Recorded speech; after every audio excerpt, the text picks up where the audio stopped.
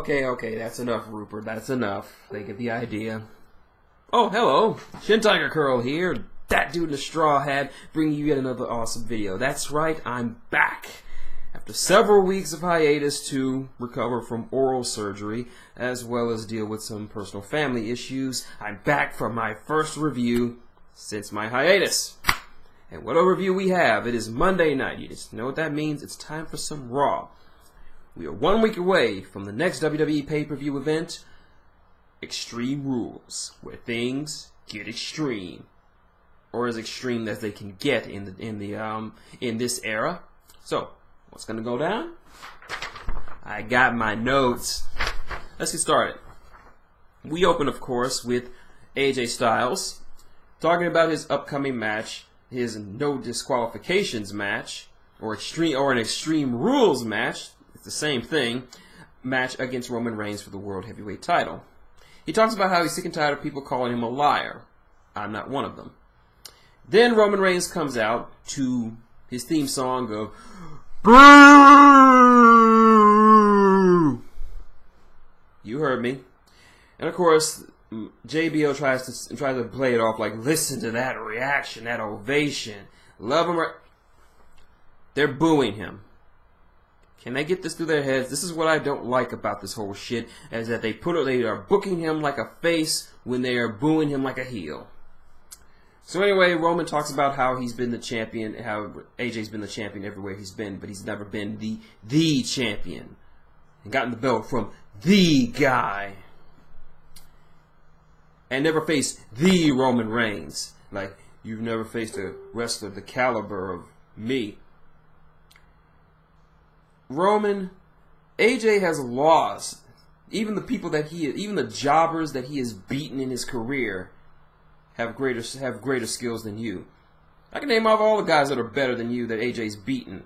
Kurt Angle, Christopher Daniels, the almighty Christopher Daniels, the Fallen Angel Christopher Daniels, Eric Young, Bobby Roode, James Storm, Samoa Joe. Let's see. I think he's beaten Tetsuo Naito. I'm not sure. I could be wrong. And of course, he's beat Okada, the Rainmaker. He has a win over friggin' Tanahashi, the 1 in 100. And that's just the ones I can make offhand. There are plenty more, and they're all better than you, Roman. And of course, AJ makes fun of that whole, I'm not the good guy. I'm not the bad guy. I'm the guy line that he's been spewing for the last couple of weeks, which thankfully shuts us down. And of course, this results in a small little showdown between the Usos and... You know what? I'm not even going to fucking call them the Club, because the Club is a dumbass name. I'm calling them the Bullet Club, or Blizzcliz, because that's who they are. Bullet Club. All day. Air day. Too sweet. And so we segue into our first matchup, which is an epic one. Sami Zayn versus Cesaro, with Kevin Owens and The Miz providing commentary. It's a nice back and forth between The Miz, but before the match even gets started, before the match even gets going, Kevin Owens walks out, or pretends to walk out, before laying out The Miz, and the two brawl and get inside the ring. And things kind of break down as the match goes foobar. Wait a minute. 4 guys involved in the same match? In the same ring?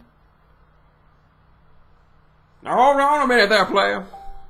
But yeah, that was my Teddy Long spirit coming out. But no, it was Shane O'Mac and Stephanie McMahon coming out and saying that there will be a tag team match. But unlike last week, where the faces team up with the heels, Steph mixed things up a bit, as The Miz teams up with Cesaro to face off against Sami Zayn and Kevin Owens.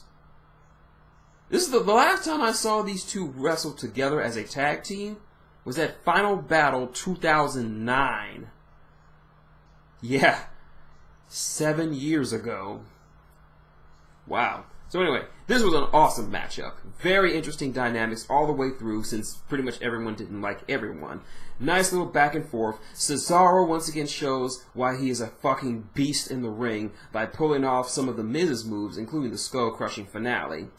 But in the end, it was the team of El Generico and Kevin Steen picking up the win. But Kevin Owens decides to knock him out and says that he won the match, even though Sami Zayn picked up the pinfall.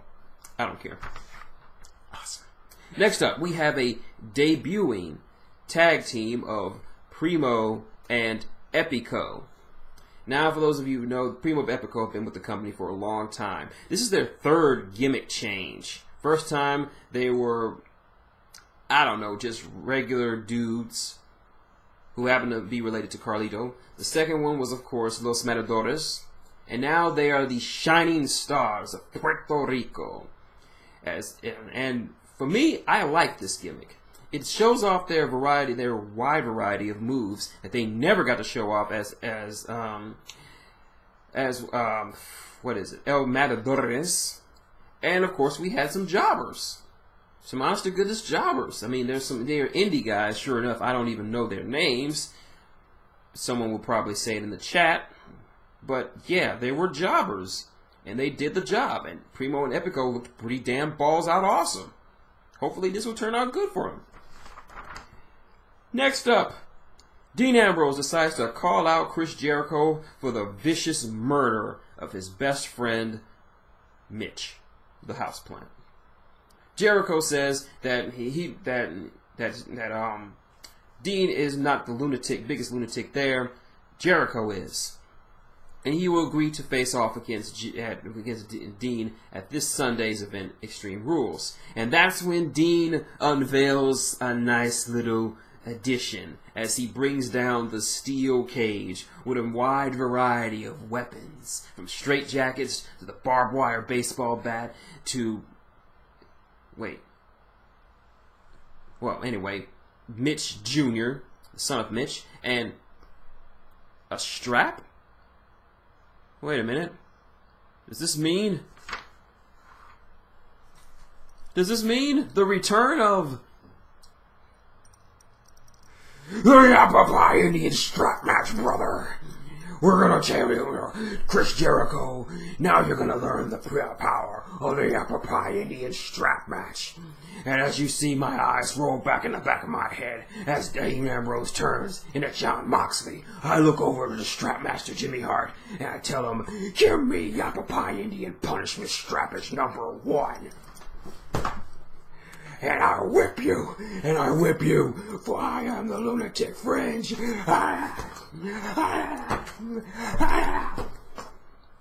But no, not really. They just happen to have a strap on it. Nope. Dean Ambrose has been given his own signature match, an asylum match.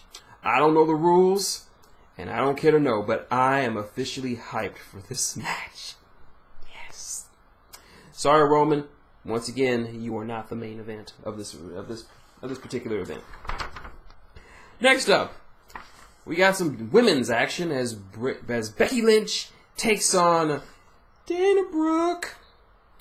Dana Brooke was teamed with Emma, but unfortunately, as reported today, Emma has suffered I think it's a spinal injury, I guess, and she'll be out for a while, added to the many injured people on the injured reserve lists.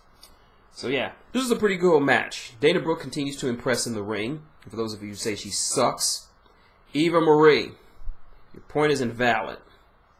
Anyway, Dana Brooke pulls off the win. I was out of the room at the time because for family emergencies anyway. Anyway, next up, after 5 months in the waiting, the Golden Truth debuts. That's right, Goldust and R-Truth finally have come together as the team Golden Truth to face off against the new team of Fandango and Tyler Breeze, also known as Breezango. I actually like Breezango. I liked the aesthetic of Tyler Breeze and Fandango. They look so similar. Their move styles complement each other, and their gimmicks seem to mesh very well with Fandango's dancing gimmick and Tyler Breeze's whole supermodel narcissist gimmick. This is actually a pretty good match. Not very heavy on the gimmicks, but there was some miscommunication on the part of Truth and Goldust causing him to lose this match. There were some issues between them at the end of the match, but they were solidified themselves as the Golden Truth to get their revenge on Breezango. I'm looking forward to this. Next up, the New Day come out, and they have a time machine. Yay. And they go so far back in time that Kofi actually goes back to his old gimmick of the Jamaican sensation. Kofi Kingston, mania bomba clat, I have no idea. I cannot speak in an old Jamaican man. But they get attacked by the Vaudevillains because Manley should have put up your dukes. Next up, we got Bullet Club, Biz Clears, all day, versus the Usos. And unfortunately, the Usos have Roman Reigns in their corner, and the Bullet Club has AJ Styles in their corner. This was a very brutal match to go through, mostly because the Usos were just getting their shit pushed in, but they were somehow able to pick up the win. Roman then starts laying people out, but AJ finally gives into the dark side and lays him out with some chair shots. Also, speaking of, in 2 weeks' time, on Memorial Day, we will see the return of John Cena. Just in time for him to face off against Shinsuke Nakamura.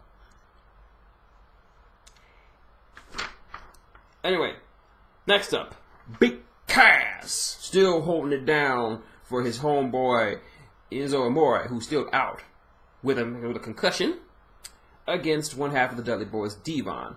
This was a very short match, but showed off very impressively what kind of physical specimen that Big Cass is. But, yeah. Hope to see you soon, my friend. Next up, the last match of the night. Kalisto, the United States champion, rekindles his rivalry with Alberto Del Rio. This was a very solid back-and-forth match, but what sold it very well for his his upcoming title defense against Rusev was backstage. Rusev decides to beat the ever-loving shit out of Sin Cara, and in the ring, Alberto Del Rio makes him watch. Then Rusev brings Sin Cara to the ring and proceeds to beat him within an inch of his life. Then Alberto Del Rio picks up the win. Then Rusev comes in the ring and puts him in the mother of all accolades. Seriously, my back hurts just from looking at it. I didn't think a human spine could bend that way. Seriously, look that shit up. It was painful. But yeah, it looks like we have seen the return to form of the Bulgarian brute, the super athlete Rusev. Rusev Machka. I have no idea what Machka means, but I'm for it. This is what Ryback should have been doing instead of the whole, me Ryback, me big man, you Kalisto, you little man. Big man beat little man. Oh well. Unfortunately, Ryback's been suspended indefinitely because of reasons. So yeah. The main attraction, the contract signing between Natalya and Charlotte for their submission match at Extreme Rules, mediated, of course, by the McMahon siblings, Stephanie and Shane. Charlotte pulls off a pretty effective heel promo, even at one point silencing her father, who was getting a little woo-happy, which I liked, because this shows, once I've been telling you all along, she doesn't need Ric Flair to get her over as a heel. She can do it all by herself. Now, as you've already, probably don't even know, but you've already, if you've been watching, Rick, for this match, has been barred from ringside. So that to make it so that he will not have any kind of say-so or an interference in this match whatsoever. But then they added another addendum to this particular match, because last week, even though he was barred from ringside for Charlotte's match against Paige, he still may walk down there and try to be interferent. So Shane and Stephanie added a little addendum to that little contract signing, that if Ric Flair comes down to the ring in any shape or form, then Charlotte will be automatically stripped of the women's title and it will be awarded to Natalya. There's that. Now, and Stephanie reinforced and said that if they didn't sign the contract, then Charlotte will abdicate the title and it will automatically go to Natty. And so she had no choice but to sign it. Then Rick started getting crunk with the McMahon siblings, taking off his coat, getting ready to get He gets into Shane's face. Shane doesn't want to strike the god that is Ric Flair, because he'll probably bust open or something, because Ric Flair blades like a maniac. But Stephanie's like, and hauls off and gives him the $1 billion princess slap. And probably for the first time since WrestleMania, Stephanie McMahon actually got cheered for it. I love you, sexy power. And of course the show closes out with Charlotte, with Natalya putting Charlotte in the sharpshooter, and she tapping out, with her father being escorted from ringside by referees. And that was Monday Night Raw. My thoughts? It's a pretty good show. It was a pretty good go-home show for the upcoming pay-per-view. We had some solid matches without spoiling too much. We had a lot of build-up for a lot of the matches. We even had an introduction of a new match type with the Asylum match, which I'm telling you right now, my dick is hard for that match. So there's that. So anyway, I'm looking forward to Extreme Rules. I hope you are too. So that's my video. Like always, if you like what you see, link, comment, subscribe below. Got any questions, comments, or just want to talk about this Raw? You already know what to do. You already know how to support the channel. Anything a little bit helps, especially with what's going on in my life right now with my mother and my own health issues. They all help out. So, until next time, Shintigercurl, that dude in the straw hat, saying good day. And, yeah, Papa, Indian strap match, brother.